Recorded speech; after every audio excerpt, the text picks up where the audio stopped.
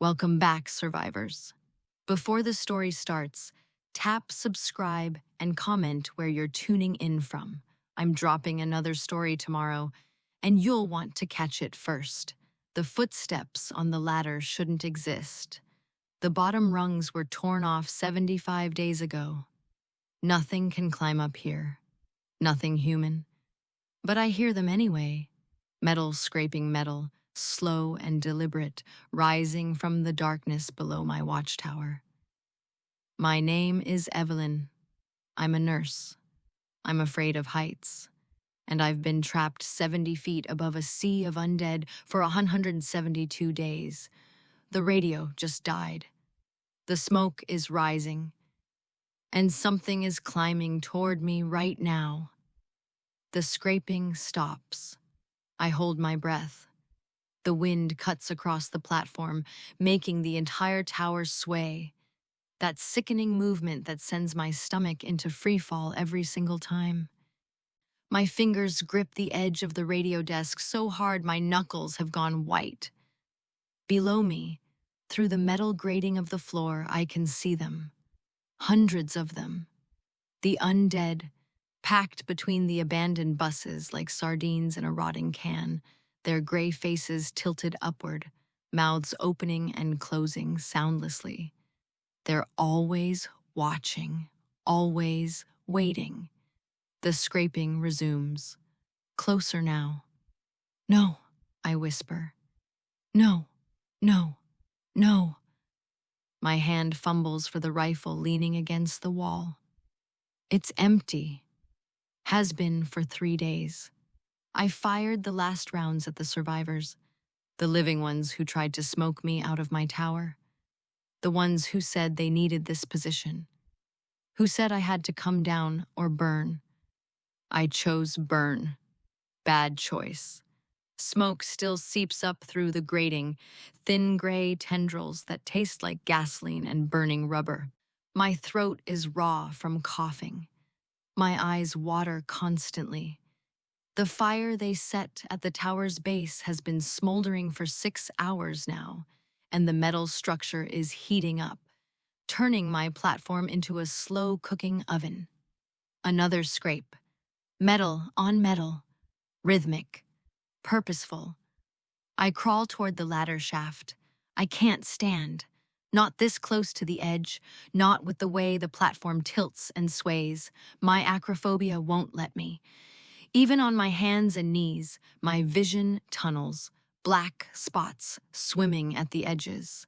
My heart hammers against my ribs like it's trying to escape my chest. The shaft is a dark mouth in the center of the platform, a square opening with a rusted ladder descending into shadows. I took my last anti-anxiety pill 4 hours ago.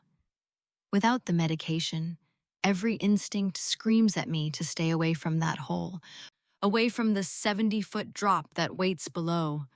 But I have to look. I have to know. I inch forward, my breath coming in short, sharp gasps. The metal grating is hot against my palms. Sweat runs down my face, stinging my eyes. Or maybe that's tears. I can't tell anymore. Haven't been able to tell for weeks. 3 feet from the shaft. 2 feet. The scraping stops again. Silence. Just the wind howling through the tower's skeleton and the distant moans of the dead below. My pulse pounds in my ears, a deafening drum that drowns out everything else. I lean over the edge of the shaft, peering down into the darkness. Nothing. Just shadows and smoke and the jagged stumps of the bottom rungs, torn away when Marcus. I squeeze my eyes shut. Can't think about Marcus. I can't think about how he screamed, how he begged me to shoot him before he turned, how my hands shook too badly to give him that mercy. When I open my eyes again, I see it. A hand, gripping the ladder, 12 feet below me. It's pale in the dim light filtering up from below, the fingers wrapped around the rung with deliberate pressure. not clawing, not grasping desperately, just holding. The way a person holds a ladder when they're climbing carefully, methodically. The way a living person climbs. Hello? My voice cracks, barely more than a whisper. The hand doesn't move. I can see you, I say, louder now. Who are you? Silence. Then slowly the hand shifts, moves up to the next rung. My heart stops. The bottom rungs are gone. 15 feet of ladder, torn away. There's no way to reach the remaining rungs from the ground. I've spent 172 days staring down at that gap, that impossible distance, knowing it's the only thing keeping me safe, the only barrier between me and the horde below. So how is someone climbing? This isn't real, I breathe. You're not real. The hand moves again. Another rung, closer. I scramble backward from the shaft, my breath coming in ragged gasps now, panic flooding my system.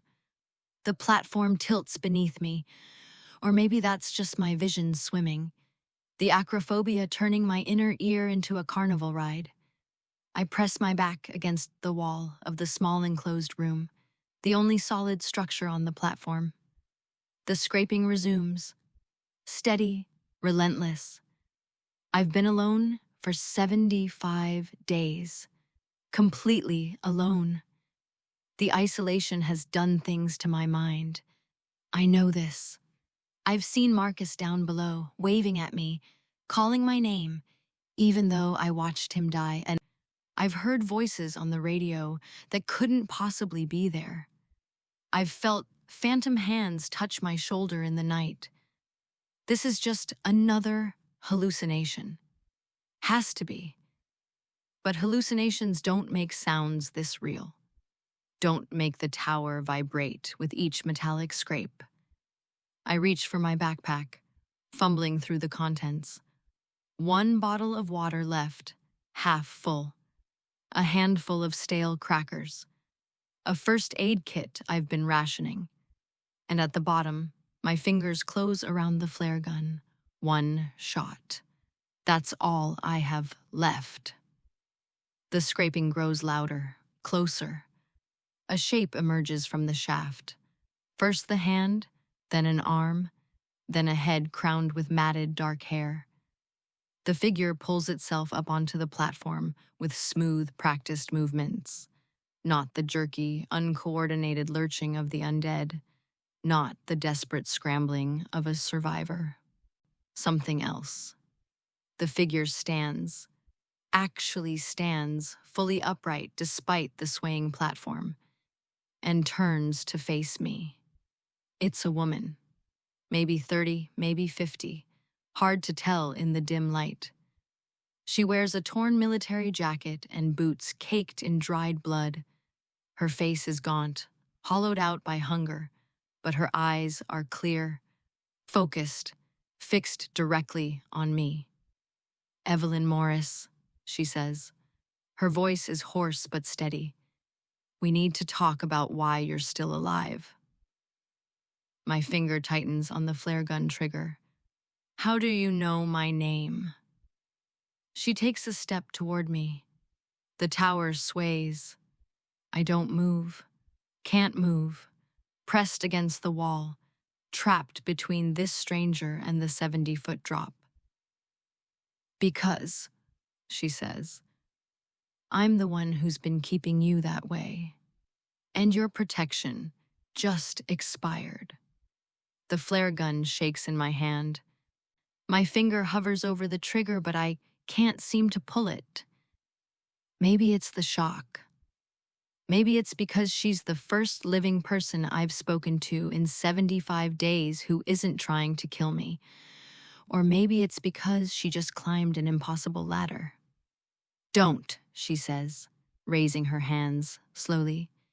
You fire that thing in here, you'll set this whole platform ablaze. And trust me, Evelyn, You don't want to burn. How did you climb up here? The words come out strangled. The ladder. The bottom is gone. I watch them tear it away. I know. I'm the one who cut it. My breath catches. What? She takes another step closer. The tower groans beneath her weight, and I feel bile rise in my throat. The swaying. God, the endless swaying. It never stops. Even when the wind dies, the tower moves, oscillating like a pendulum counting down to my death.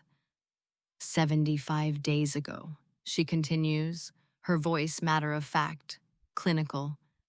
Your friend Marcus was bitten, turned. I watched from the depot roof across the parking lot. Watched you fail to put him down. Watched him tear away the bottom rungs before he fully turned. His last act of humanity. Quite touching, really. You were watching? Anger flares through the fear. You were watching, and you didn't help? Help? She laughs, a sound like breaking glass. Help how?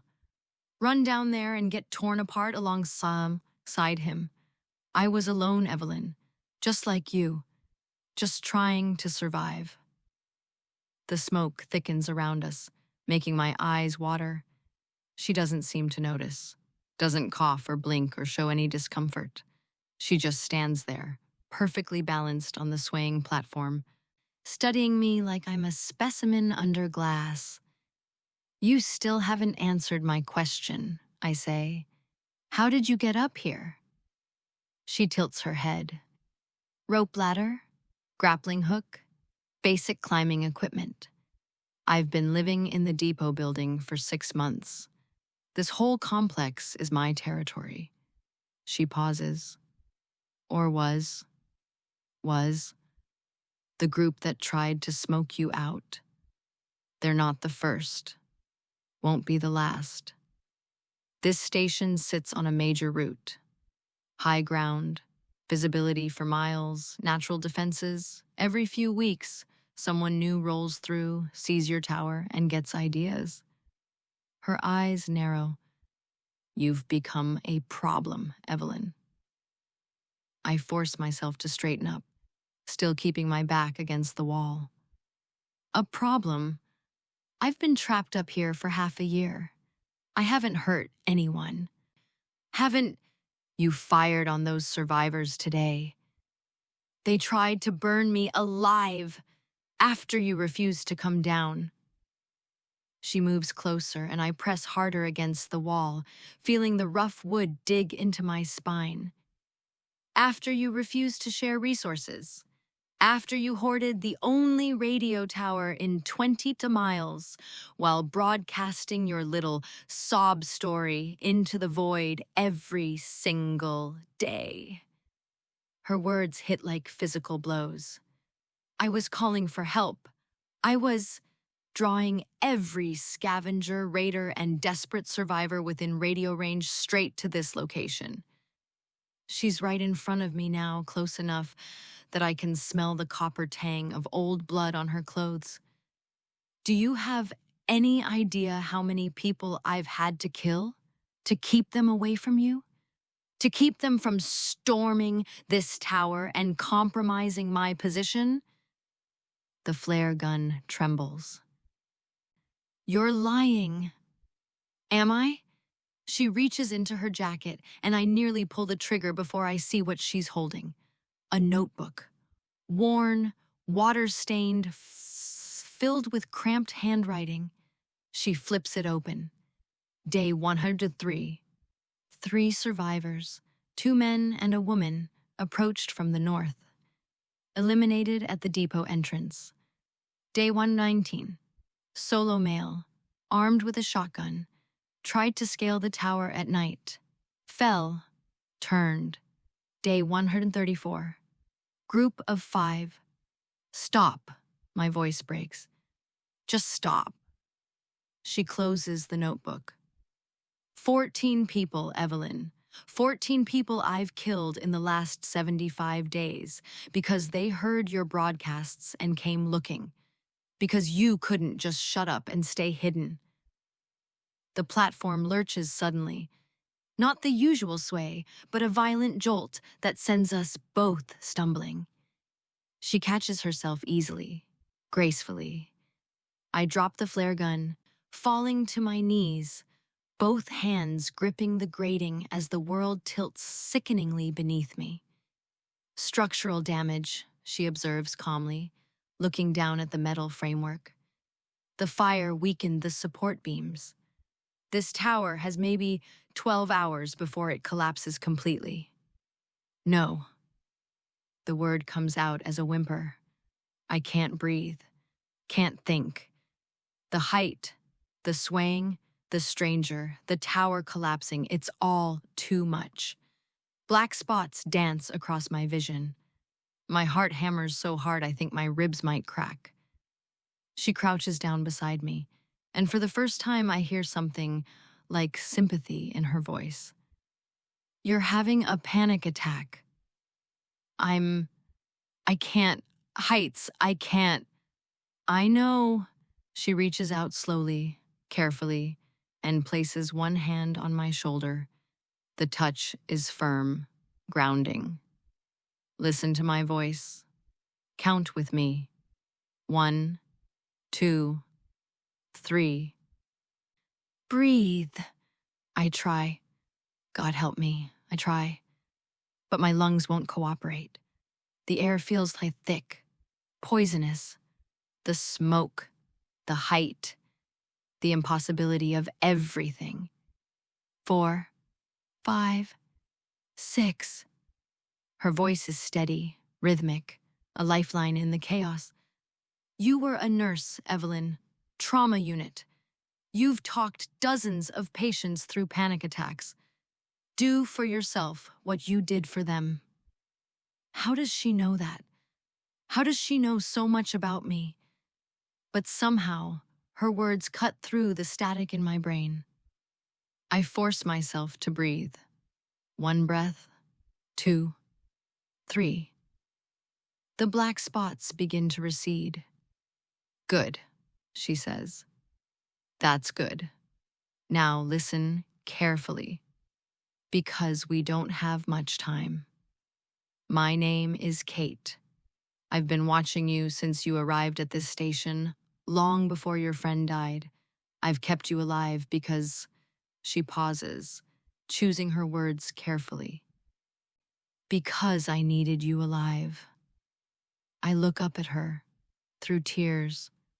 Why? Bait. The word hangs in the smoke-filled air between us. Every person who came for this tower, I was ready for them. You drew them out, made them expose themselves, made my job easier. She stands, brushing off her knees.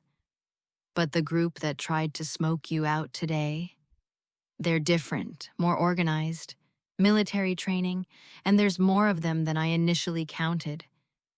How many? 12, maybe 15. They've set up camp in the buses below, waiting for you to either come down or die. Either way, they get the tower. She walks to the edge of the platform, looking down without a trace of fear.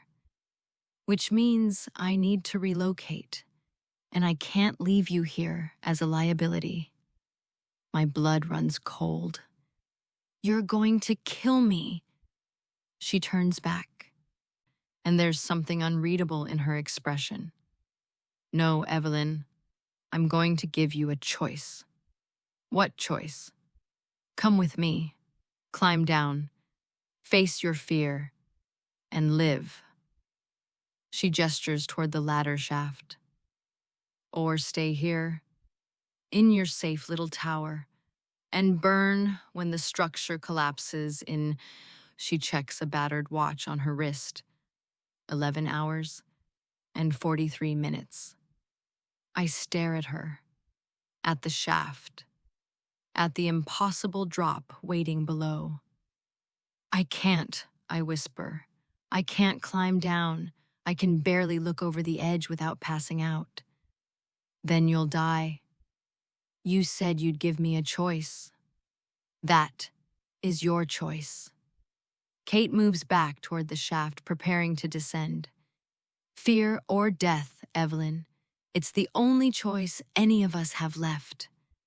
She swings her leg over the edge, beginning her descent. Wait! The word tears out of me. The undead. There are hundreds of them down there. How do we… Kate looks up at me one last time, her face half swallowed by shadow. We don't go down to the ground, Evelyn. We go across. Across to what? She smiles, the first real emotion I've seen on her face. It's not a kind smile. You'll see, if you're brave enough to follow. Then she drops into the shaft and disappears, leaving me alone with the smoke, the swaying tower, and a choice that might be worse than death. I sit frozen at the edge of the shaft for what feels like hours, but is probably only minutes. Kate's footsteps, the scraping of boots on metal, fade into the darkness below. Then silence. Just the wind, the groaning tower, and the relentless moaning of the dead. My legs won't move. My body has decided, without consulting my brain, that crawling toward a 70-foot drop is suicide. Every survival instinct I have left is screaming at me to stay away from that hole, but the smoke is getting thicker. I can feel the heat now, radiating up through the metal grating. The tower shudders again, a deep metallic groan that reverberates through my bones. Somewhere below, a support beam buckles. The platform tilts 3 degrees to the left, and I have to grab the wall to keep from sliding. 11 hours, Kate said. Maybe less now. Okay. I say it out loud, needing to hear a human voice, even if it's just my own. Okay, Evelyn, you can do this. You've done harder things. That's a lie. I haven't done harder things. I've spent my entire life avoiding heights, avoiding this exact situation, avoiding every scenario where I'd have to trust my body not to betray me with vertigo and panic. I crawl to my backpack, moving slowly, deliberately. Inside, I take inventory one last time.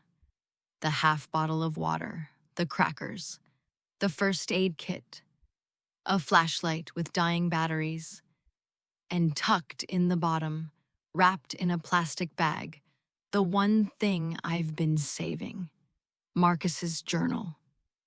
I pull it out, my hands shaking. The cover is stained with his blood, some from before he turned, some from after, when I finally worked up the courage to retrieve it from his body 3 weeks ago.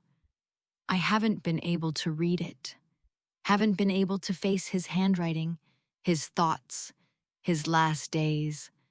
But now I open it. The pages are filled with observations, supply counts, philosophical musings. Marcus was always writing, always documenting. Someone needs to record this, he'd say. Someone needs to remember what we lost. I flip to the last entry. Day 97, the day he died. Evelyn's getting worse. The pills are almost gone, and without them, she can barely function up here. I see her crawling instead of walking, clinging to walls, hyperventilating at the edge. This tower is killing her as surely as any bite, but I can't get her to leave. She's convinced that if we stay high enough, long enough, rescue will come. She still believes in rescue. I don't. Not anymore. I'm going down tomorrow to clear the base. Maybe if I can reduce the horde, create a safe corridor, I can convince her we need to move. Find somewhere on the ground, somewhere she can breathe. If something happens to me, I hope she finds the courage I know she has. The courage I've seen her show with every patient she saved, every wound she sutured, every life she fought for. She just has to fight for her own now. The words blur. I close the journal, slip it back into the bag. Marcus was wrong about one thing. I don't have courage. I have fear and medication and the desperate hope that someone else will save me. But the medication is gone. The hope is dying. And the only person who can save me is myself. I shoulder the backpack and crawl toward the shaft. The metal is hot now, almost burning against my palms. Each movement takes forever. My vision swims. My heart rate spikes so high I can feel my pulse in my teeth. But I keep moving, inch by inch. When I reach the edge, I force myself to look down. The shaft drops into darkness, the remaining ladder rungs descending, like the spine of some rusted beast. I can see maybe 20 feet before the shadows swallow everything. Somewhere in that darkness, Kate disappeared. Across, I whisper, remembering her words. She said, "We go across." I peer into the gloom, searching for whatever she meant. At first, I see nothing. Then my eyes adjust, and I spot it. A cable, thick as my wrist, stretching from a point about 15 feet down the ladder across the open air toward the depot building. A zip line. No, no, no, no. Absolutely not. Climbing down 15 feet of ladder is one thing. Trusting my life to a cable suspended 70 feet above a parking lot full of zombies is something else entirely. Something impossible. But the tower shudders again, more violently this time. A metallic screech tears through the air as another support beam gives way. The platform tilts further. My backpack slides 6 inches toward the edge before I catch it. 10 hours, maybe less. I'm going to die, I say it calmly, matter-of-factly. Either way, I'm going to die. But there's a difference between dying here, trapped and helpless, and dying while trying to survive. Marcus understood that. It's why he went down, why he fought until the end. I swing my legs over the edge of the shaft. The vertigo hits immediately, a wave of nausea so intense I have to close my eyes. My hands grip the ladder so tightly my fingers go numb. I can feel the void beneath me, pulling at me, gravity whispering promises of how quick the fall would be, how easy to just let go. One rung, I gasp. Just one. I lower my foot, feeling blindly for the next rung. When my boot makes contact, I force my hands to move. One releases its death grip, reaches down, grabs the next rung, then the other hand, then the other foot. One rung. I did it. My eyes are still squeezed shut. Tears stream down my face. But I did it. Again! Another rung. My arms shake with the effort of holding my weight. My legs feel like water. Every muscle in my body is screaming at me to climb back up, get back to solid ground, safety, the platform. Another rung. The heat is less intense here, away from the platform. The smoke thinner. I can breathe slightly easier, though my lungs still burn. Another rung.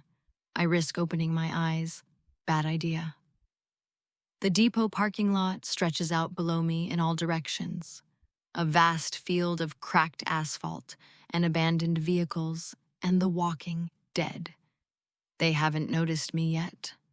They're focused on the platform above, drawn by the smoke and heat. But they will. The moment I make noise, they'll know. Another rung. My hand touches something different, not metal. Fabric. I open my eyes fully and find a harness clipped to the ladder, simple but sturdy, the kind used by maintenance workers. A carabiner dangles from it, already attached to the cable stretching across to the depot. Kate left this for me. Why would she do that? If I'm just bait to her, if I'm a liability, why give me a way out? No time for questions. The tower groans again, swaying hard enough that the ladder rocks away from the vertical shaft. For one terrible moment, I'm hanging in open space, nothing but air beneath me. I grab the harness with shaking hands and pull it toward me. Getting it on while clinging to a ladder is nearly impossible, but fear is an excellent motivator. I work my legs through the loops, cinch the straps around my waist and thighs. The carabiner clips to a D-ring on my chest. The cable stretches ahead of me, disappearing into the darkness toward the depot building. I can barely make out the other end. A broken window on the third floor, maybe 100 feet away. 100 feet of cable suspended in midair. 100 feet where gravity is my only companion. I reach up and grab the cable with both hands. The metal is cold, rough, biting into my palms. I lift my feet from the ladder, and I'm flying, not flying, sliding, hanging from a cable by my hands while the harness takes most of my weight, screaming through the air above the dead. The wind whips past my face. The world blurs. I can't breathe, can't think, can't do anything but hold on as the cable sings with the friction of the pulley on my harness. Below me, the dead look up. They see. They begin to surge toward where I'll land, a tide of rotting flesh and reaching hands. The depot building rushes toward me, too fast. I'm going to hit the wall, smash into brick, and hands grab me. Strong hands that catch my harness, absorb my momentum, pull me through the broken window into darkness. I collapse on solid floor, gasping, sobbing, my whole body shaking uncontrollably. Not bad, Kate's voice says from somewhere above me. For someone who's afraid of heights. I can't respond, can't do anything but lie there and shake. After a moment, I feel her hand on my shoulder again. That same firm, grounding touch. "Welcome to the depot, Evelyn," she says. "Now, the real work begins." I lie on the floor for what might be 5 minutes or 5 hours. Time has lost meaning. My body won't stop shaking. Every time I close my eyes, I feel the cable slipping through my hands, the void opening beneath me, the dead reaching up with their rotted fingers. Drink. Kate presses a canteen to my lips. Water, actual clean water, cold and pure, floods my mouth. I gulp it down greedily, desperately, until she pulls it away. Slowly, "You'll make yourself sick." The room comes into focus gradually. We're in what used to be an office.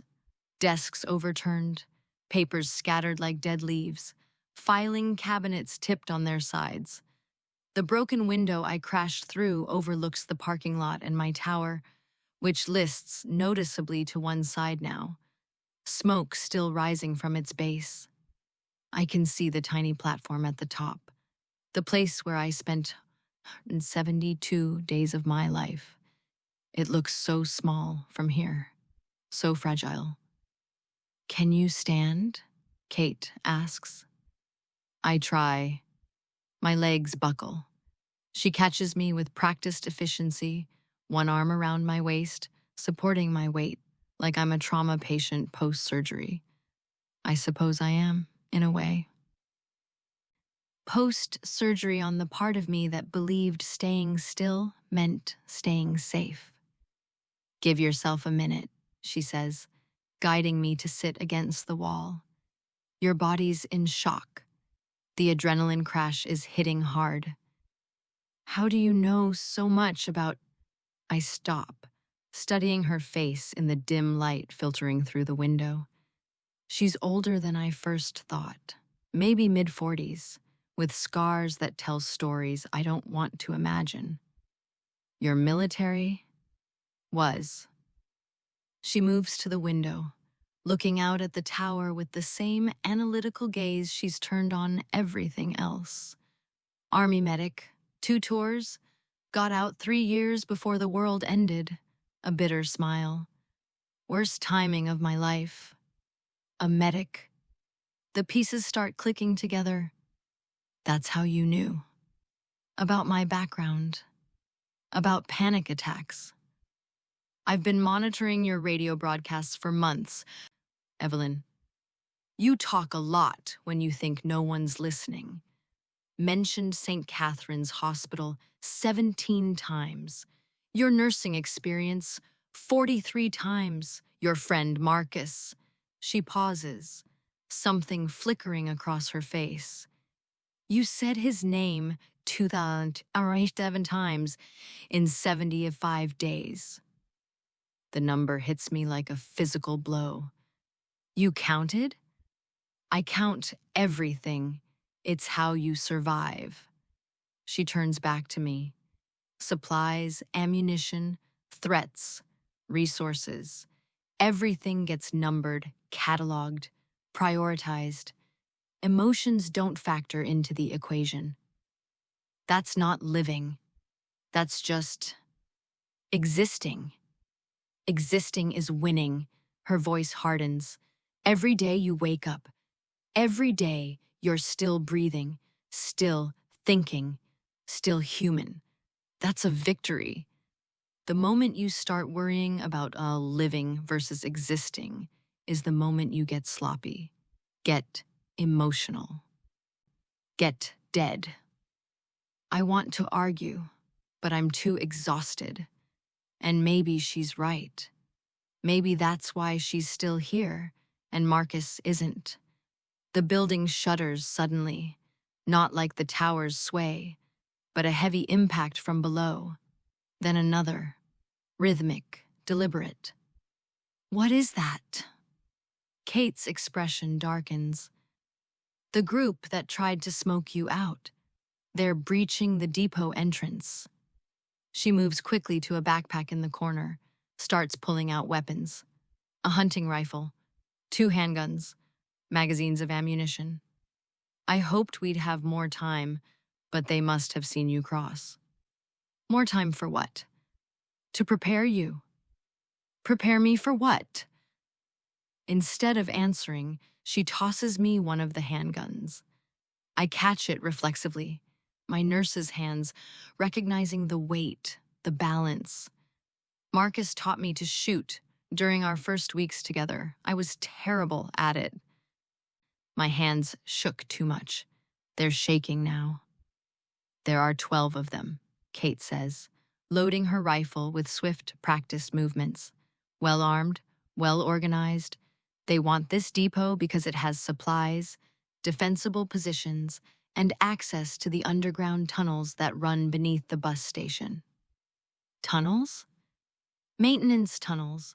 They connect the depot to 3 other buildings in the complex, plus the old subway line a quarter-mile east. Multiple escape routes, strategic value. She racks the rifle's slide. That's why I've been here for 6 months. That's why they want in. The impacts below grow louder, closer. I can hear voices now, men shouting, coordinating. Can we defend against 12 people? My voice sounds small, childlike. Kate looks at me, and for the first time I see something that might be respect in her eyes. We're not going to defend, Evelyn. We're going to run. Run where? The tunnels. There's a supply cache 3 levels down, enough provisions to last 2 people a month if we're careful. After that, she shoulders her backpack, moves toward the door. After that, we figure out the next move. I force myself to stand, gripping the handgun like a lifeline. My legs still feel weak, but they hold. Why are you helping me? You said I was a liability. She pauses at the door, her hand on the knob. When she speaks, her voice is quieter, almost human.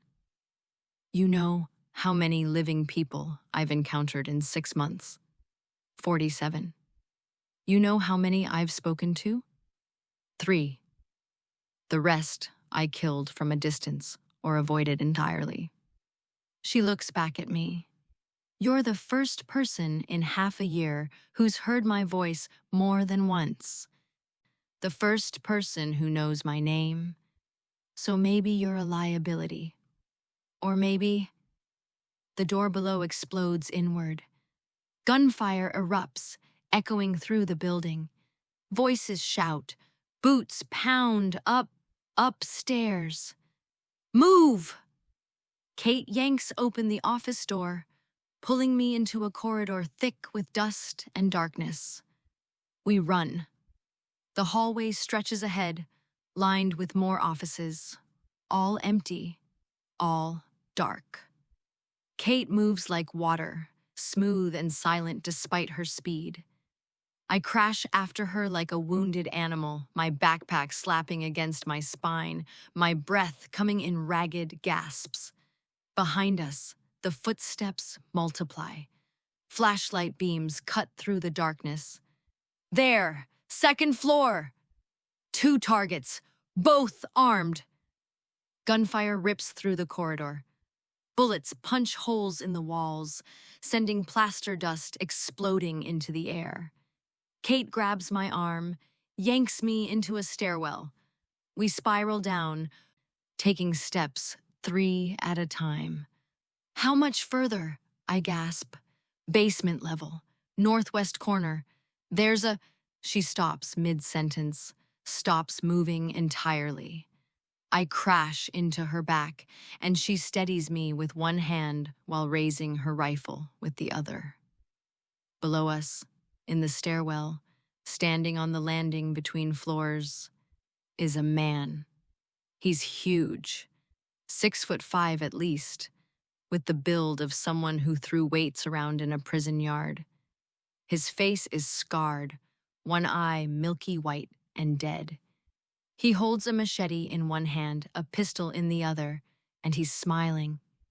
"Kate," he says, his voice a rumble like distant thunder. "Been a long time." Kate's rifle doesn't waver, aimed directly at his center mass. "Marcus." My heart stops.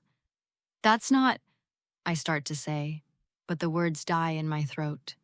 Because I'm looking at him now, really looking.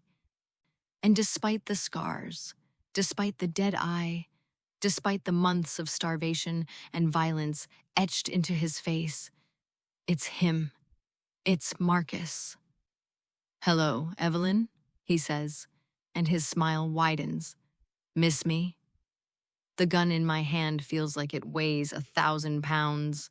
Kate's voice is ice. "That's impossible. I watched you turn, watched you become one of them." "You watched me get bitten," Marcus corrects. "You watched me fall. You watched me tear away the ladder rungs." He tilts his head, studying us like insects under glass. "But you didn't watch what happened after." "You died?" I whisper. "I saw you 3 weeks ago. I climbed down. God help me. I climbed down using Kate's rope ladder, and I checked your body, and you were one of them?" He laughs. "Yeah, I was. For about 72 days. I was a mindless corpse wandering around the parking lot with the rest of the horde. Then something changed. The footsteps above us are getting closer. The armed group is descending, cutting off our retreat. "We don't have time for this," Kate says. "Whatever you are, get out of our way, or I put you down. Permanently this time."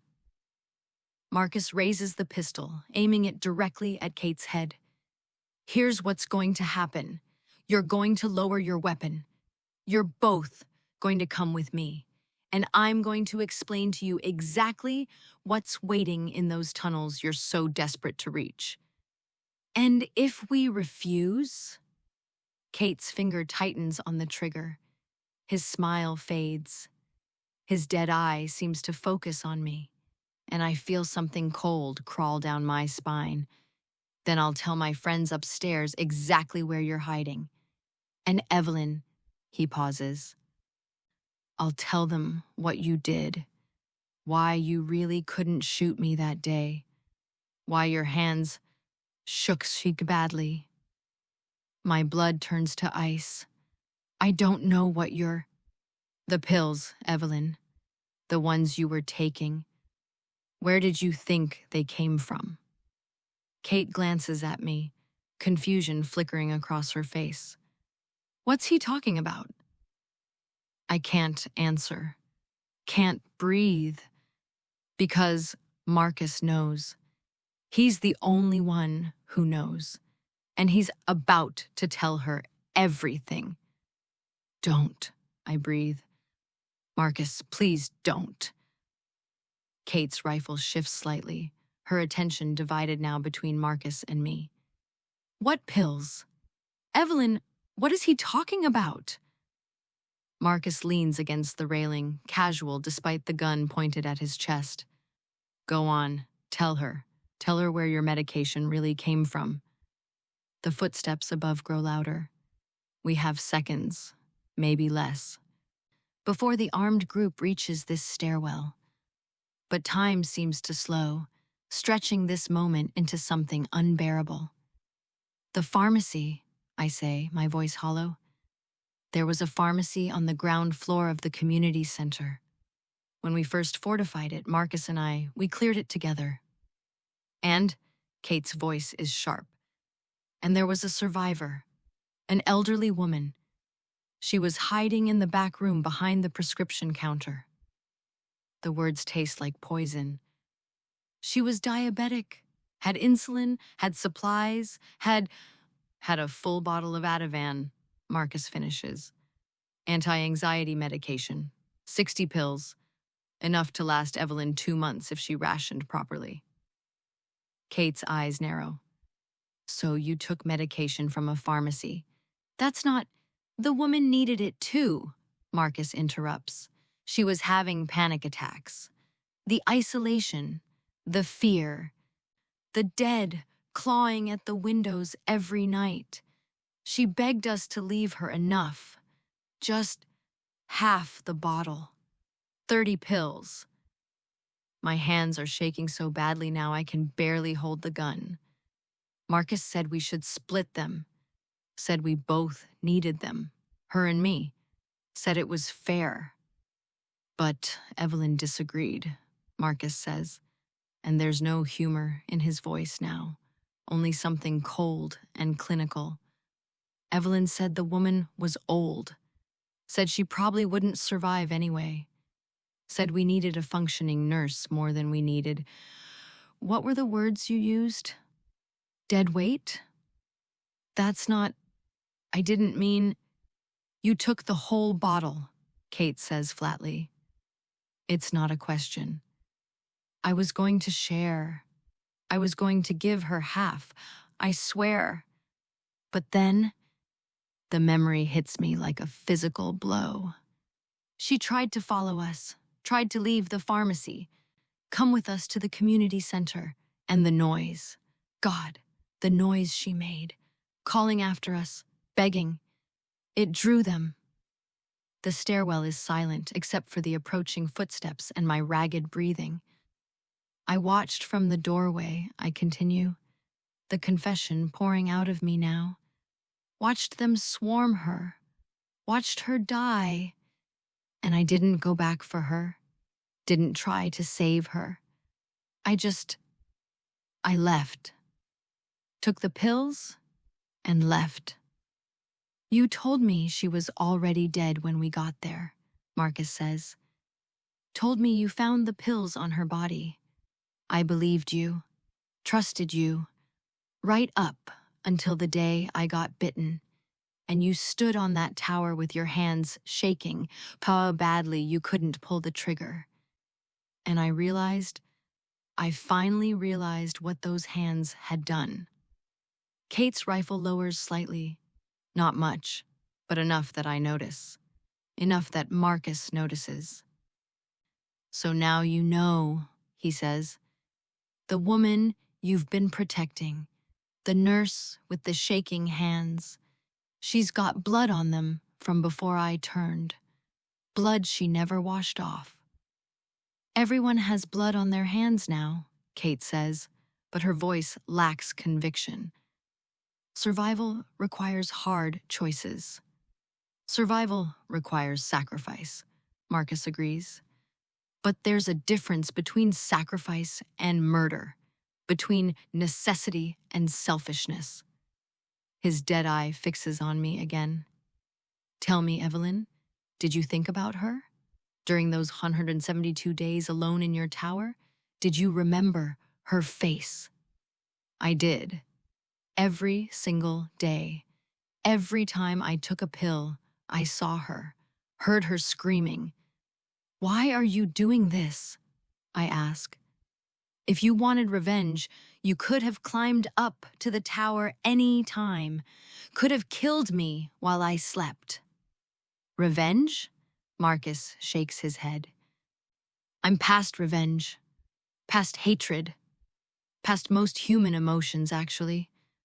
Whatever brought me back, whatever allowed me to think again after being one of them, it burned away a lot of the unnecessary feelings. He straightens up, raising his pistol again. But I remember everything. And memory is currency now. The footsteps reach the floor above us. Voices shout, coordinating their descent. Last chance, Marcus says. Come with me.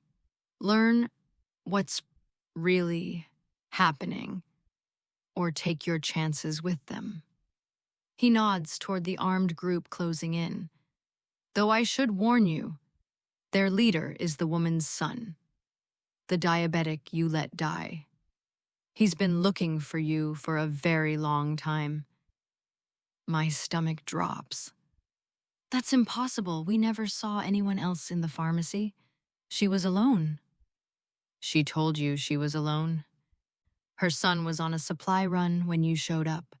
When he came back, Marcus's expression is almost pitiful.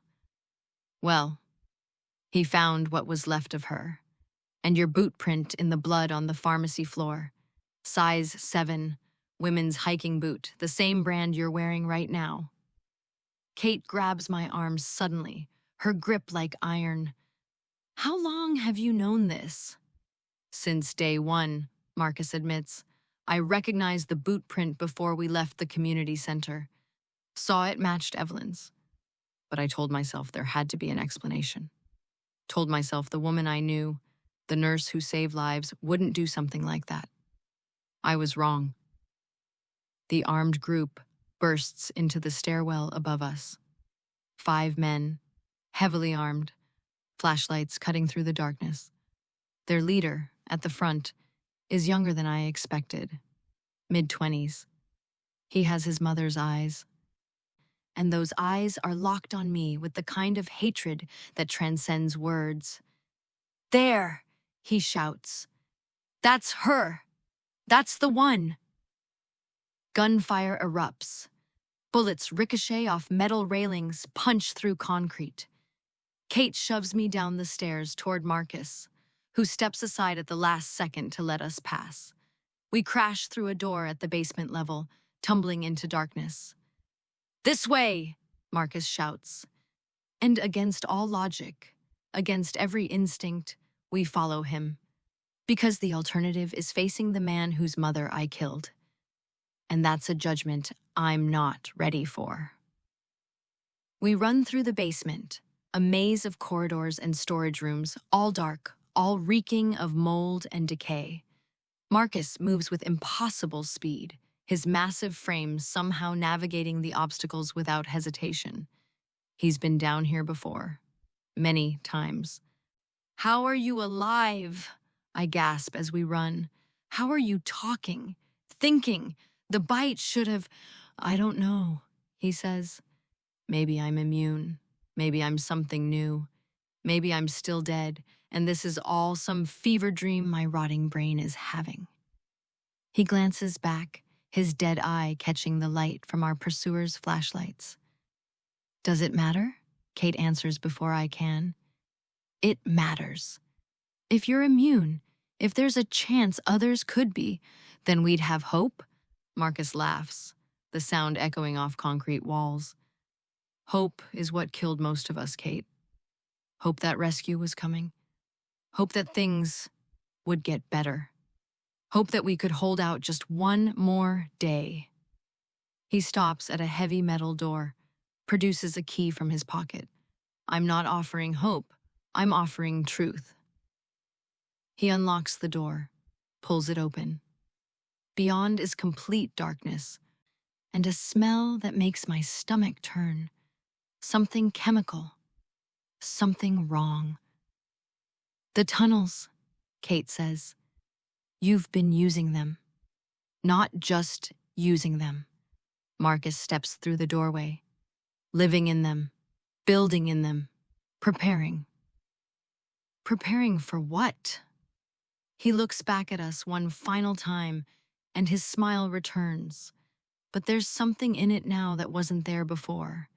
Something that might be pity. For what comes next. For what's been growing down here in the dark while you've all been fighting each other up above. He gestures into the blackness. "There are worse things than zombies, Evelyn. Worse things than survivors who want revenge, and you're about to meet them." The gunfire behind us grows closer. The armed group is gaining. Kate looks at me, a question in her eyes. I think about the tower, about 172 days of isolation, about Marcus falling, turning, dying, about an old woman's screams that still echo in my nightmares. I think about choices and consequences and the impossibility of knowing which is which until it's too late. Then I step through the doorway into the dark. Kate follows. Marcus closes the door behind us, and the lock clicks with the finality of a coffin lid. In the darkness, something moves. Something that isn't Marcus. Something that breathes with a wet, rattling sound that doesn't belong to anything human. "Welcome," Marcus says, his voice somehow both comforting and terrifying, "to the real apocalypse." And then the lights come on. The lights are bioluminescent, strips of glowing fungus running along the tunnel walls like veins, pulsing with a sickly green-blue luminescence. They cast everything in an alien glow, turning shadows into living things that writhe and twist at the edges of vision. But it's what the light reveals that makes my blood freeze. The tunnel stretches ahead for at least 100 feet before curving out of sight. The walls are concrete, cracked and weeping moisture, but they're not empty. They're covered, absolutely covered, in growth. Not moss or mold, but something else. Something that looks organic and technological at the same time, like circuitry made of flesh, like veins carrying data instead of blood. And embedded in the growth, partially absorbed by it, are bodies. Dozens of them, maybe more. Some are clearly dead, zombified, their gray faces frozen in expressions of hunger or agony. But others are still moving, still breathing. Their eyes track our movement, conscious and aware. But their bodies are locked in place, held fast by the strange organic network covering the walls. One of them is a woman, maybe 30, her face still mostly human. Her mouth works soundlessly, forming words I can't hear. Tears run down her cheeks. Jesus Christ, Kate breathes, raising her rifle. Put it down, Marcus says calmly. Bullets won't help them. Nothing will. What is this? I can barely get the words out. What did you do? I didn't do anything. He walks past the trapped bodies without looking at them, like they're wallpaper. This was already here when I came back to myself. Already growing. Already spreading. Kate and I don't move.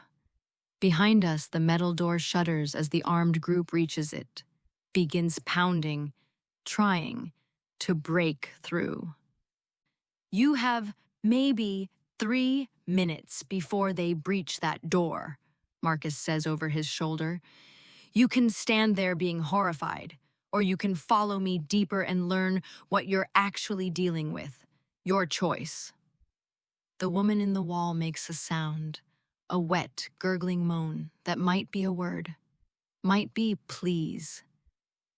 Her fingers twitch, the only part of her still capable of movement. I take a step toward her. Kate grabs my arm. Don't, she says. Don't touch it. We don't know if it's contagious. She's alive. She's conscious. We can't just... Yes, we can. Kate's voice is hard. Triage, Evelyn. You're a nurse. You know how this works. We can't save everyone. Sometimes we can't save anyone. The words hit too close to home, to the pharmacy, to the old woman I left to die. Marcus has stopped ahead, waiting. She's been there for 4 months, he says. Her name was Rebecca. She was part of a group that tried to use these tunnels to escape the city. The growth took her first, then the others, one by one. She's been conscious the entire time, aware, trapped. 4 months?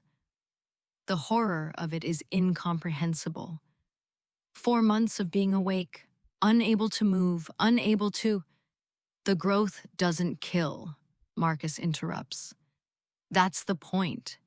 It preserves, connects, integrates. The zombies it catches stay mindless, but the living it keeps alive, keeps aware. It needs consciousness, needs thought. For what? Kate demands. Marcus's dead eye seems to glow in the fungal light. To think with. The door behind us buckles. Voices shout. Metal screams. Move, Kate says, shoving me forward. Now. We run deeper into the tunnel, past more bodies, more trapped survivors. Their eyes following us with desperate hope or empty despair. The organic growth thickens as we descend, covering not just the walls, but the ceiling, the floor, creating a tunnel within the tunnel made of pulsing living tissue. My feet stick slightly with each step, like walking through half-dried glue. The smell intensifies, that chemical wrongness mixed with decay and something else, something that reminds me of the hospital, of antiseptic and blood, and the particular smell of the ICU where people lingered between life and death. How far does it go? I ask. Miles, Marcus says. It's connected to the subway system, the sewer lines, the old maintenance tunnels, the underground parking garages. Everywhere humans built passages beneath the city, this thing has spread. and it's still growing. We reach a junction where 3 tunnels meet. The growth here is thickest, forming a kind of chamber, almost organic in its architecture. And in the center, connected to the walls by dozens of tendrils, is something I can't immediately comprehend. It's large, maybe 8 feet tall, vaguely humanoid in shape but wrong in every detail. Its surface writhes with the same biomechanical growth covering the tunnels, but denser, more complex. I can see things moving beneath the surface, shapes like organs, like circuits, like thoughts made visible. And at what might be its head, multiple faces push against the membrane, their features distorted but recognizable as human. One of them is the old woman from the pharmacy. I stumble backward, nearly falling. Kate catches me, but she's staring too, her rifle finally lowering as she confronts something beyond the scope of bullets. "What the fuck is that?" she whispers. "I call it the Nexus," Marcus says, "though I don't think it has a name for itself. Names are human concepts. This is something else." The thing shifts, and the tunnel itself seems to breathe with it. The faces in its membrane turn toward us, and I can see their lips moving, all speaking in unison, forming words that echo not through the air, but through my bones. "Marcus, you brought them." The voice is multiple voices, layered, harmonized, wrong. It sounds like the old woman and a child and a man and a machine and something that has never been human, all speaking as one. "I brought them," Marcus confirms. "As requested." Kate's rifle comes back up. "Requested? You're working with this thing?" "Working implies a partnership of equals," Marcus says. "I'm more of a consultant, an intermediary. It can't communicate well with the living. Most people go insane within minutes of direct contact. But I'm already dead, already changed. I can bridge the gap." The nexus shifts again, tendrils reaching toward us, but stopping just short. The faces in its membrane press harder against the surface, and I realize they're not random. They're arranged in a pattern, a network. Each face connected to the others, forming a lattice of consciousness. Why do you fear death when death is transformation? The words resonate in my skull, making my teeth ache. Beside me, Kate staggers, pressing her hand to her temple. "What does it want?" I manage to ask. Marcus turns to face us fully. "It wants to survive. Just like you. Just like everyone." The zombie virus was the first stage. Biological warfare, mutation, whatever it was. But the virus was crude, destructive. It destroyed consciousness, destroyed thought. This, he gestures to the growth around us. This is evolution, adaptation, the next stage. "It's absorbing people," Kate says through gritted teeth.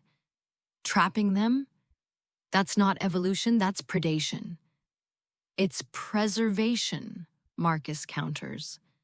"Every person it integrates doesn't die. They continue. Their thoughts, their memories, their consciousness, all preserved, all connected.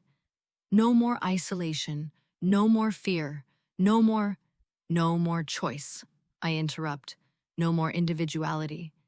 You're talking about hive mind slavery." The nexus pulses, and suddenly, the old woman's face pushes to the surface, dominating the membrane. Her eyes focus on me with perfect clarity. "Evelyn Morris, nurse, murderer, coward." The words slam into me like physical blows. Behind us, the metal door finally gives way. Voices echo down the tunnel. The armed group has breached the entrance. They're coming. You left. Me, too. Die. Took. My medicine. Watched. Me. Scream. I'm sorry, I whisper. The words are useless, inadequate, but they're all I have. I'm so sorry. Sorry means nothing to the dead. The face begins to recede, but another pushes forward. Younger, male, with eyes I recognize. The woman's son. But it means something to me, the Nexus says. And now its voice is singular, focused, human.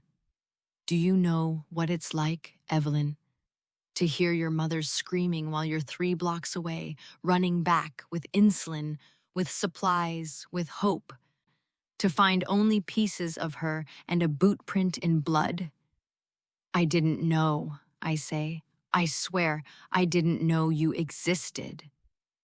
Ignorance isn't innocence. The son's face presses so hard against the membrane it should tear, but the tissue only stretches, accommodating his rage. I spent 73 days hunting you, followed your radio broadcasts, tracked you to that tower, and I would have killed you, torn you apart, made you feel a fraction of what she felt. But then, the face changes. Marcus pushes forward now, his features mixing with the sun's, creating something hybrid, something impossible. I found something better than revenge. I found purpose. I found the Nexus. And it showed me that your death would be waste, that your consciousness, your memories, your guilt, all of it could be preserved, added, made useful. Kate fires. The bullet punches through the membrane, through the faces, into the core of the Nexus. The thing shudders, and every face screams simultaneously, a sound like reality tearing. But the hole seals almost instantly, the tissue flowing back together, and the faces return, now looking at Kate with something like pity. Bullets cannot kill what is already everywhere. The armed group's footsteps are close now, very close. Marcus steps between us and the Nexus. You have 1 minute, maybe less. When they get here, they'll kill you both. The son, the real him, not just his consciousness in the Nexus. He's leading them, and he won't show mercy. Then why bring us here? Kate demands. Why not just let them take us? Because the Nexus made me an offer, Marcus says. Your consciousness in exchange for my freedom. Your memories, your skills, your knowledge, all preserved, all useful. And in return, it releases me. Lets me leave these tunnels. Lets me be something close to alive again. The faces in the membrane smile. So that's it. I look at the thing that holds pieces of everyone I've failed to save. Join you or die. Those have always been your choices. The footsteps reach the junction. Flashlight beams cut through the fungal glow. Marcus holds out his hand. Last chance, Evelyn. Last chance to mean something, to preserve something, to not just be waste. I look at his hand, at the Nexus, at Kate, whose expression is unreadable. Then I hear the voice of the son, the real him, flesh and blood and rage, shouting from the tunnel entrance. I found her. She's here. The bitch who killed my mother is here. And I realize there's a third option. One Marcus hasn't considered. One the Nexus can't predict. I grab Kate's hand and run, not deeper into the tunnel, not back toward our pursuers, but straight into the wall of organic growth, into the network itself. The growth swallows us whole. One moment we're running, the next we're falling, not through air but through tissue, through membranes that part like water and close like fingers behind us. The sensation is indescribable, horrifying, intimate, like being swallowed, like being born, like drowning in something that's alive and aware and hungry. I can hear Kate screaming beside me, feel her hand crushing mine as we plunge through layers of organic matter. The bioluminescence intensifies, then dims, then flares again in patterns that might be communication, might be digestion, might be both. Then we hit something solid and roll to a stop. I lie gasping on cold concrete, my body covered in a viscous slime that smells like copper and ozone. Kate is beside me, her rifle gone, her face pale with shock. We're in another tunnel, older than the others, narrower, the growth here thinner, almost tentative in its coverage. What? Kate coughs, spitting out mucus. What the fuck did you do? I don't know. My hands are shaking again, but differently now. Not fear. Not exactly. Something else. I just knew we couldn't go forward and couldn't go back, so you dove into the thing that's been absorbing people? She sits up, checking herself for wounds, for signs of integration. That's insane. She stops. Her eyes widen. I follow her gaze and see it. The growth on the walls around us is moving, flowing, forming shapes, letters, words. Clever. The word hangs in the fungal glow, then dissolves, replaced by more. Unexpected, most, choose, fight, or flight. You chose through. Can you hear us? I ask the walls, the growth, the network that surrounds us. Always here, everywhere. Growth spreads. I am. Kate stands slowly, her hand instinctively reaching for a weapon that's no longer there. You said most people go insane from direct contact. Why aren't we? The growth ripples, considering. Words form faster now, the network learning how to communicate more efficiently. You are damaged already. Minds fractured by fear, guilt, trauma. Nothing left to break. I should be offended. Instead, I laugh, a sound that borders on hysteria. We're too broken to break. That's what saved us? Perhaps. Or perhaps you, interest, me, more alive than absorbed. Kate moves closer to me, her eyes scanning the tunnel for exits. Where are we? Old, subway, line, abandoned, before, outbreak, growth. Here is young, weak. You can escape if you choose. If we choose, I echo. You'd just let us go? The growth pulses, and suddenly images form in the tissue. Not words, but pictures, memories pulled from the absorbed consciousness within the network. I see the city from above, the spread of the outbreak, the initial chaos. Then, the view shifts, goes underground, shows the growth, beginning, spreading, connecting. Days compress into seconds, weeks into moments, and I see the pattern. It's not trying to destroy humanity, I whisper. It's trying to save it. Zombie, virus, destroys, consciousness, burns, thoughts, leaves, only, hunger, I, preserve, maintain, continue, where, virus, ends, I, begin. Kate shakes her head. Preservation isn't life. Those people in the walls, they're prisoners. They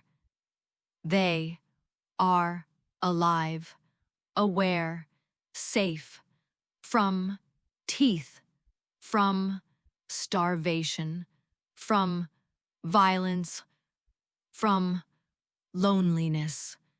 The words come faster, almost desperate. What is freedom worth if it ends in death? Everything, Kate says. It's worth everything. The growth falls still, silent. For a long moment, nothing moves. Then, I do not understand this answer, but I will consider it. Footsteps echo in the distance from the direction we came. The armed group, still hunting. Marcus's voice calls out, distorted by the tunnels. You can't hide. The growth shows me everything, every movement. If it shows him everything, I ask, why isn't he here yet? Because I choose not to show him this place. A pause. Then more words form, slower, almost uncertain.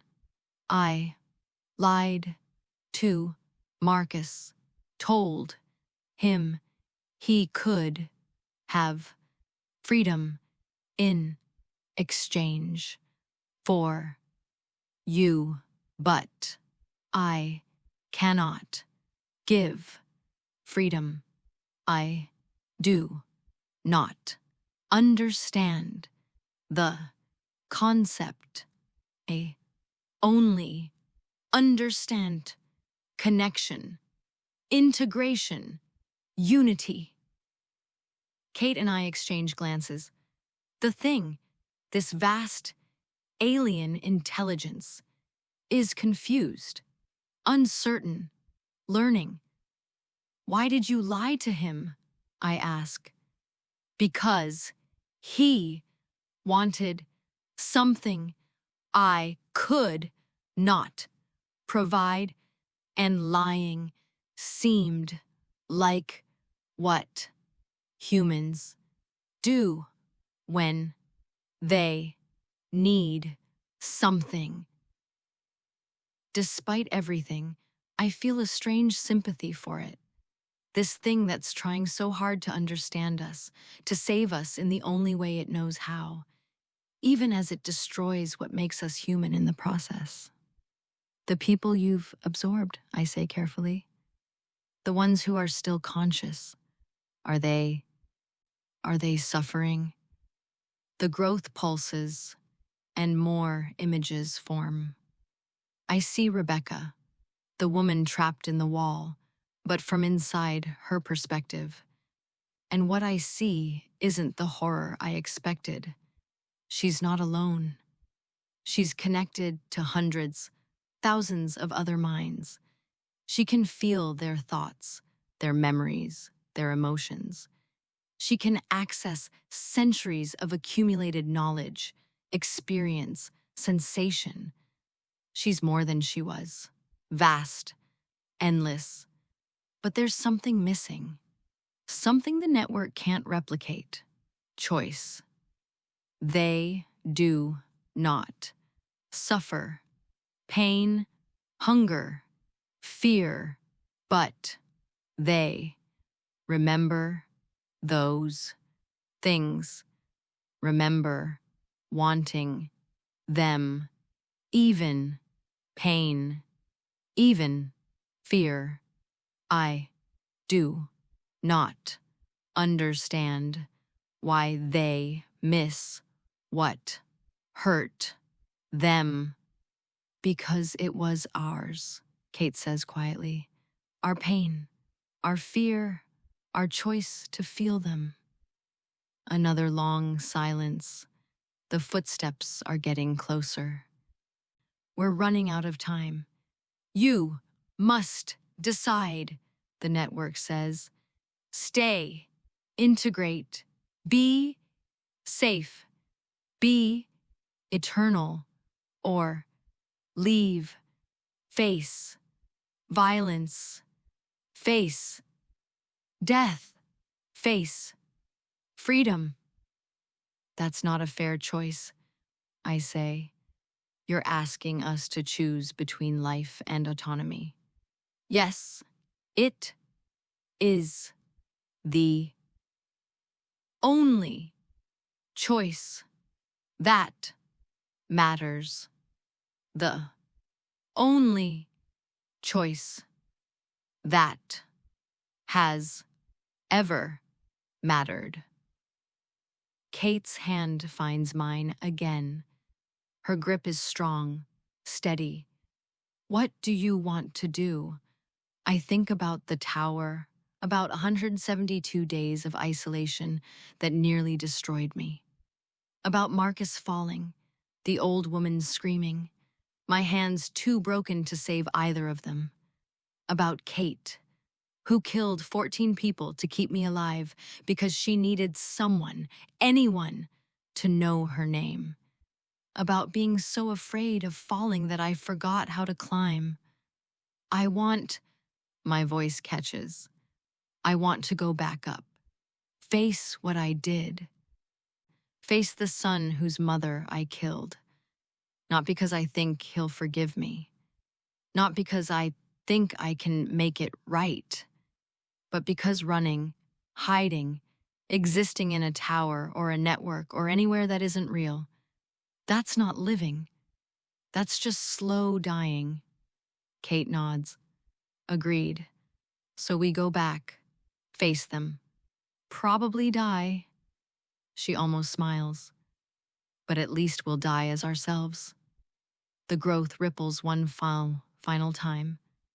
I still do not understand, but I will remember this choice will preserve it, will consider what it means. The wall ahead of us begins to dissolve, opening a passage that leads upward, toward light, toward voices, toward judgment. Evelyn, Morris, Kate, last name, unknown. The words form quickly, urgently. If you survive, if you find others, tell them I am not enemy. I am trying to help, even if I do not yet know how. And if we don't survive, I ask, then I will remember. You will preserve your choice, will learn from It, perhaps, one day, I will understand what you died for. Kate pulls me toward the passage. Come on, before I change my mind about this incredibly stupid plan. We climb. The passage is steep, rough, the growth here minimal, almost reluctant to touch us now.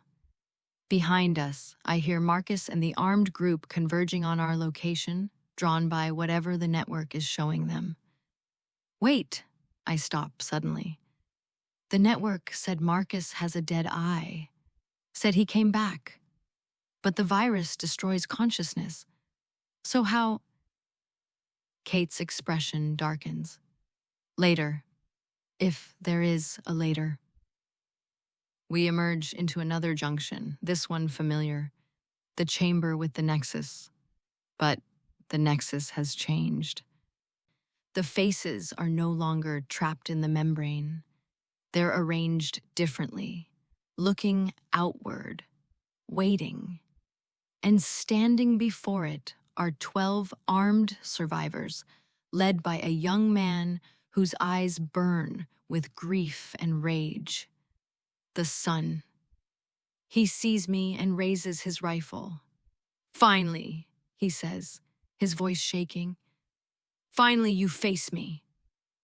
I step forward, hands raised, no weapons, no defenses. Just me and my guilt and the weight of a choice I can never unmake. My name is Evelyn Morris, I say, and I killed your mother. His finger tightens on the trigger, and the world holds its breath. The rifle doesn't waver. The son, I realize I still don't know his name, this man whose life I shattered, stares at me with eyes that have forgotten how to blink. His finger rests on the trigger with the kind of pressure that suggests he's been imagining this moment for months. Behind him, his group spreads out, weapons raised but uncertain.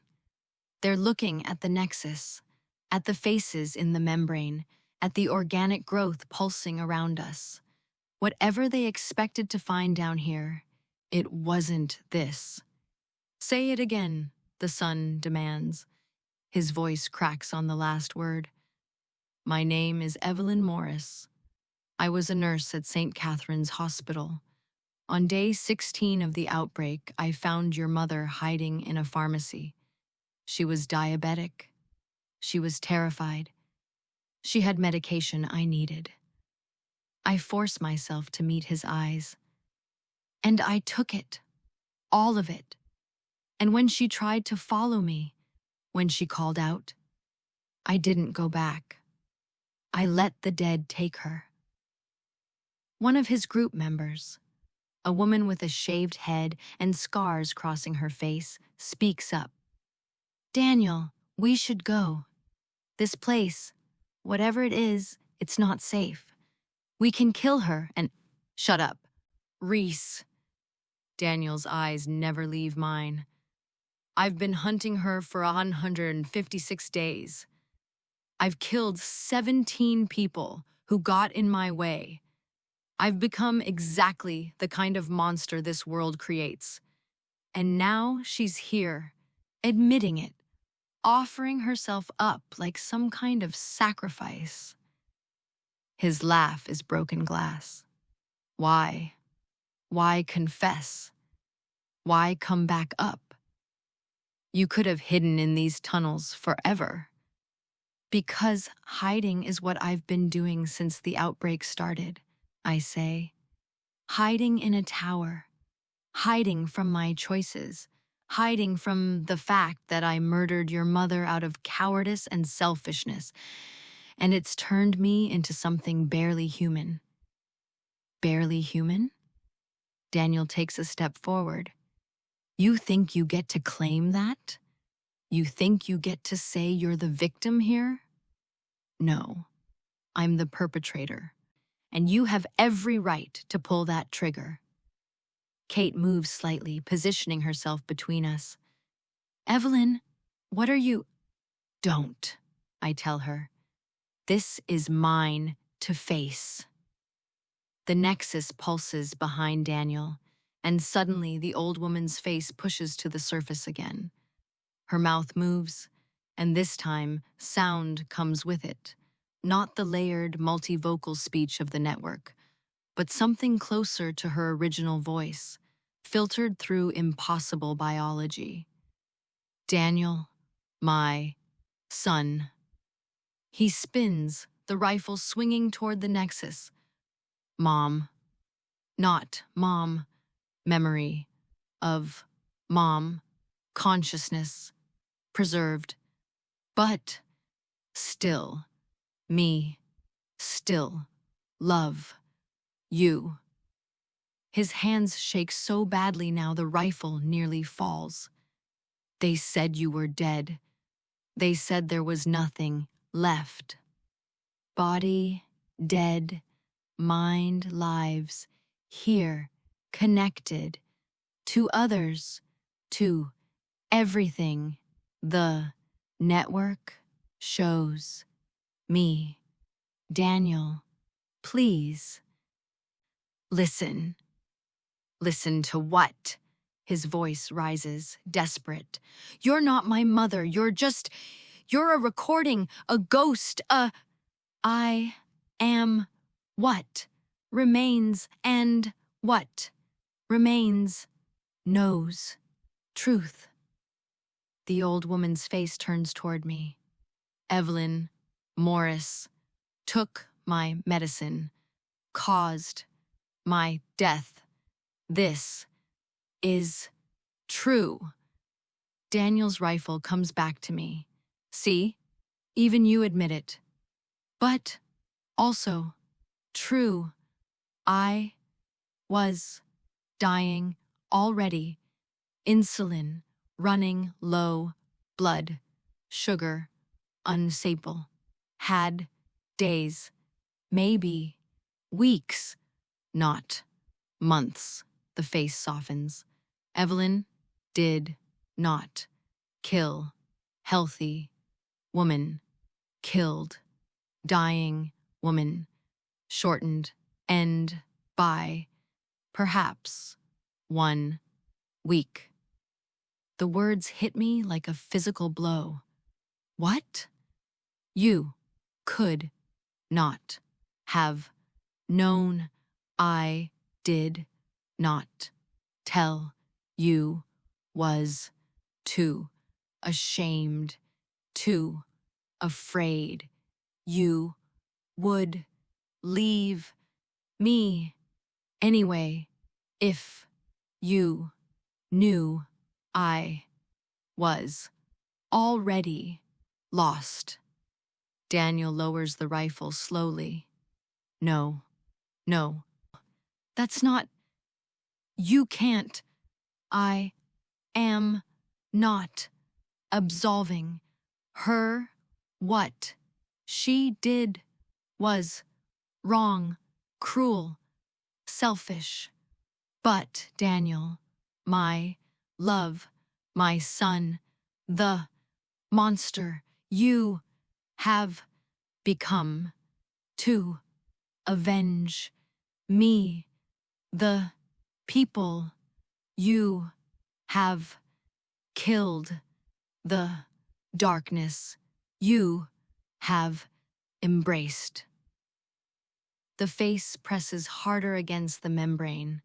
I would trade every day of life I lost to have you not become this. Silence, the kind that feels like the world ending. Then Daniel screams, a sound of pure anguish that echoes through the tunnels.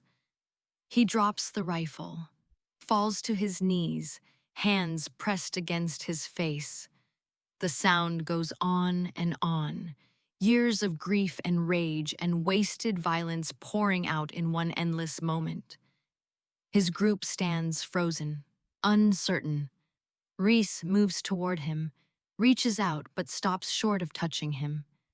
Kate's hand finds my shoulder. Are you okay? Am I? I don't know. The old woman's revelation should feel like absolution, but it doesn't. It feels like what it is: context, not justification, not forgiveness, just the messy, complicated truth that nothing is ever as simple as monster or victim, murderer or innocent. Marcus emerges from one of the side tunnels, moving slowly, his dead eye reflecting the bioluminescent glow. He takes in the scene. Daniel collapsed, his group uncertain, Kate and me standing before the Nexus. And something crosses his face that might be respect. So you told him, Marcus says. Told him the truth. Both truths. Both?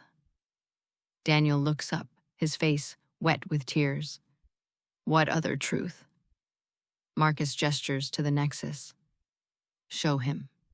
Show him what his mother sees, what she knows, what the network has revealed. The Nexus pulses. And suddenly the organic growth erupts with images, memories pulled from the absorbed consciousness within. I see the outbreak from a dozen perspectives simultaneously. I see the first deaths, the first risings, the first desperate attempts at survival. And I see something else. The pattern. The virus didn't spread randomly. It was directed, channeled, guided by something that was already here, already waiting underground. The growth, the network. It existed before the outbreak, not in this form, but as something dormant, something buried. The zombie virus woke it up, activated it, gave it purpose. The outbreak was never about destroying humanity, Marcus says quietly. It was about transforming it. The virus was a weapon, yes, but not ours, not theirs. It was a tool. And the network, he gestures to the pulsing walls. It's been trying to fix what the virus broke, trying to preserve consciousness that the virus destroys. That's insane, Reese says. You're saying this thing is trying to help us? I'm saying it doesn't know the difference between helping and consuming. Marcus looks at the Nexus. It's alien, not extraterrestrial, but alien to human experience. It thinks in ways we can't comprehend. It sees absorption as salvation, connection as kindness, unity as the highest good. The old woman's face recedes, and others push forward. Dozens of them, hundreds, all speaking in that layered, harmonized voice that makes my teeth ache. We are trying, learning, adapting. Humans resist because they value separation, individuality, loneliness. We do not understand, but we are trying to understand. Daniel stands slowly, wiping his face. He looks at me, at the Nexus, at Marcus. So what now? We just accept this? Live with this thing spreading beneath our feet, absorbing people, turning them into... He gestures helplessly at the faces in the membrane. We survive, Kate says firmly. Same as always. We adapt. We set boundaries. We negotiate. Negotiate with a hive mind? Reese laughs bitterly. How do you negotiate with something that thinks consuming you is kindness? The same way you negotiate with anything that has power over you, I say, surprising myself. You teach it, show it alternatives, make it understand what it's taking when it takes choice. The nexus ripples, attentive. You want to preserve consciousness? I continue, speaking directly to the faces in the membrane. Then preserve all of it, including the part that chooses, the part that decides, the part that says no, not yet, not like this, but without integration, consciousness ends, death takes all. We only preserve, only continue, only save. Then save differently, Kate adds. Save memories without taking bodies. Save knowledge without trapping minds. If you're really learning, really adapting, learn this. Learn to let go. The nexus falls silent. The faces recede slightly, turning inward, conferring with the vast network of consciousness that comprises its being. Daniel picks up his rifle, but doesn't point it at anyone. He looks at me, and the hatred in his eyes has been replaced by something more complicated. Not forgiveness, not acceptance, just acknowledgement. I still hate you, he says quietly, for what you did, for what you took from me, even if it was only a week. I know, but I'm tired of being the person my mother wouldn't recognize. Tired of killing, tired of hunting. He shoulders the rifle. So I'm leaving, going topside, finding somewhere that isn't a tower or a tunnel or any other place where hiding is the only option. Reese steps forward. Daniel, we came here together. You came here because I promised revenge. I promised blood. I promised an end to the thing that's been eating at me since I found my mother's body. He looks at his group, at the 11 people who followed him into darkness. But revenge doesn't end anything. It just creates more weight to carry. So I'm done. Anyone who wants to come with me, come. Anyone who wants to stay and fight or negotiate or hide, that's your choice. But I'm making mine. He turns toward the exit tunnel. After a moment, 3 of his group follow. The others stay, uncertain, looking between the nexus and the remaining paths out. Marcus watches Daniel go, something unreadable on his face. He won't make it. Topside is a war zone.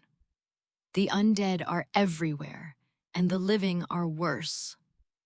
Maybe, Kate says, or maybe he'll surprise you.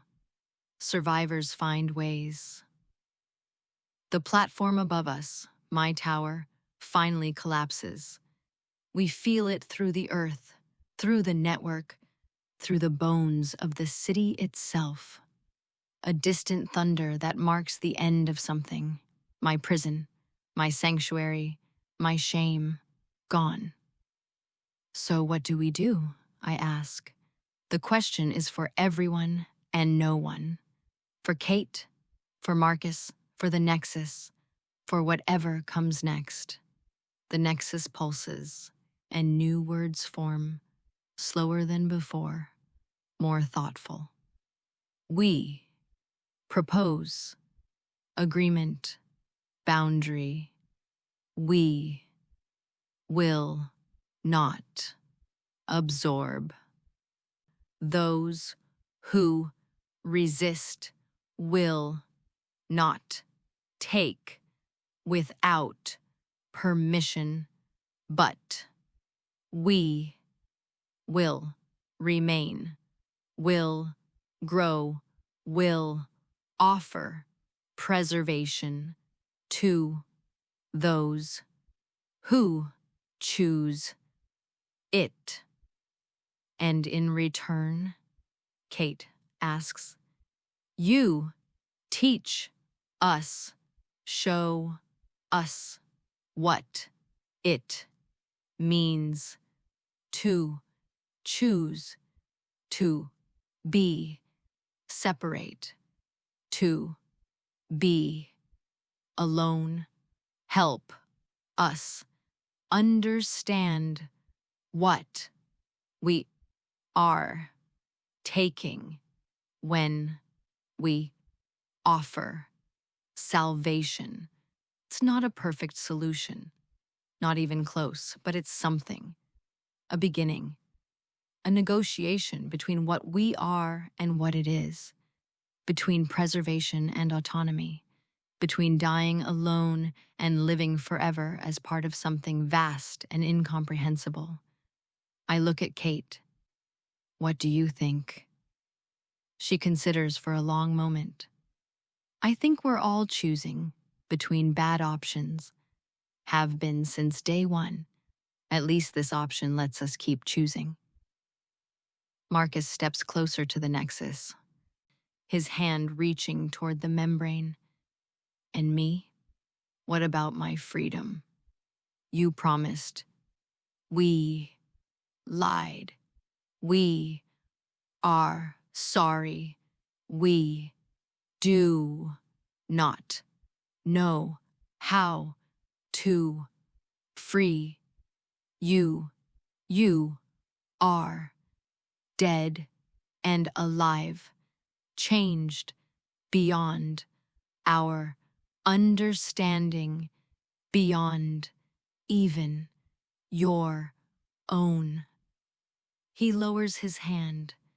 So I stay like this forever. Or, the Nexus offers, you join, fully integrate, completely become part of network, part of us, your consciousness, preserved, eternal, never alone, ever confused, trapped between life and death. Marcus looks at me, at Kate, at the faces in the membrane. Then he smiles, that same smile he had when he was alive, when things were simpler, when we believed rescue was coming. Can I think about it? He asks. Yes, time means different things to us. We, well, will wait. He nods, turns to me. For what it's worth. Evelyn, I forgive you for not shooting me, for the shaking hands, for everything. The words break something in me, something that's been rigid for too long. I feel tears come, and this time I let them. Thank you, I whisper. He turns and walks into the darkness of another tunnel, neither fully leaving nor staying, just existing in that liminal space he's carved out between life and death. Kate and I stand before the nexus, before the faces of the absorbed, before this strange new world we're negotiating into existence. So, Kate says, where do we go from here? I think about the tower, about heights I'll never have to face again, about medication I no longer need, about choices that can't be unmade but can be learned from. Forward, I say. We go forward. And in the depths of the network, in the consciousness that connects everything, the old woman's face appears one last time. She smiles, and then she lets go. We emerge from the tunnels 3 hours later, Kate and I, blinking in the pale gray light of dawn. The depot building is still standing, though the tower, my tower, is now just twisted metal and shattered wood scattered across the parking lot. The undead have mostly dispersed, drawn away by some sound or smell or instinct we'll never understand. The air smells different up here, cleaner. Or maybe I've just been underground too long, breathing recycled air filtered through alien biology. Kate stands beside me, surveying the landscape with those calculating eyes that never stop assessing threats, resources, escape routes. But there's something different in her posture now, something looser, less rigid. You know, the agreement won't hold, she says. Eventually the network will break it, or we will. Or someone new will come along who doesn't understand the rules, and everything will fall apart. I know. And you know that most survivors won't believe us. They'll think we've been compromised, infected, that we're spreading propaganda for that thing. I know. And you know that topside is just as dangerous as the tunnels, maybe more. At least the network can be reasoned with. Other survivors, she doesn't finish the thought, doesn't need to. I know all of it, I say. And I'm still choosing this. Choosing to try. Choosing to keep moving forward instead of staying trapped in one place, waiting for rescue that never comes. Kate almost smiles. You sound different. Since the tower fell, I am different. I flex my hands, those same hands that shook too badly to save Marcus, to help the old woman, to do anything but grip safety railings and pill bottles. They're steady now, not because the fear is gone, but because I'm carrying it differently. I spent 172 days being afraid of falling. Turns out the fall was the only thing that could save me. We walk across the parking lot, stepping carefully around the undead that haven't fully dispersed. They don't notice us. Or if they do, they don't care. We're just two more survivors in a world full of them, no more or less important than anyone else trying to make it through another day. Near the edge of the depot complex, we find supplies, a cache that Daniel's group must have left behind in their hurry to leave. Canned food, water purification tablets, a medical kit that makes my nurse's hands itch to organize. We divide it evenly, fill our packs. Where will you go? I ask Kate. She considers the question, looking north toward the city center, then east toward the suburbs, then south toward open country. Wherever the network isn't, at least for a while. I spent 6 months watching over you from a distance, Evelyn. Maybe it's time I figure out what I'm watching over myself for. You could come with me. I could. She shoulders her pack, adjusts the rifle strap. But I think we both need to learn how to be alone without being isolated. How to be separate without being disconnected. All those things we're supposed to teach the network. We have to learn them ourselves first. She's right. Of course she's right. We stand there for a moment, two women who survived impossible things, who made impossible choices, who are about to walk away from each other into an impossible world. Kate, I say, your last name. You never told me. She pauses. Then slowly she smiles. A real smile. The first I've seen from her. Chen. Kate Chen. Army medic, serial number 4738292. Alive against all odds. She extends her hand. It was an honor surviving with you, Evelyn Morris. I take her hand. Her grip is firm, warm, human. The honor was mine. We shake once, formally, like soldiers saluting each other at the end of a campaign. Then she turns and walks north, her figure growing smaller against the ruins of the city until she disappears behind a collapsed building. I turn south. The walking is easier than I expected. My legs are weak from months of disuse in the tower, but they remember the rhythm, step after step after step. No swaying platform beneath me, no 70-foot drop waiting, just solid ground and open sky and the possibility of somewhere else.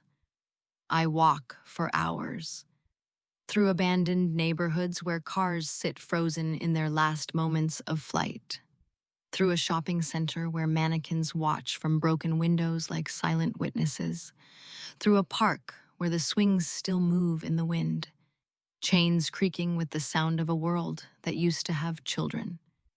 The undead I encounter are sparse, sluggish.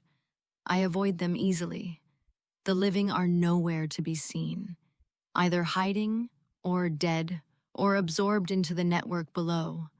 Or maybe, like Daniel, walking towards some horizon they've decided to believe in. As the sun begins to set, my first sunset not viewed from a tower in 172 days, I find shelter in an old fire station. The trucks are gone, taken by survivors or destroyed in the chaos, but the sleeping quarters are intact, and there's a radio, an actual, working radio.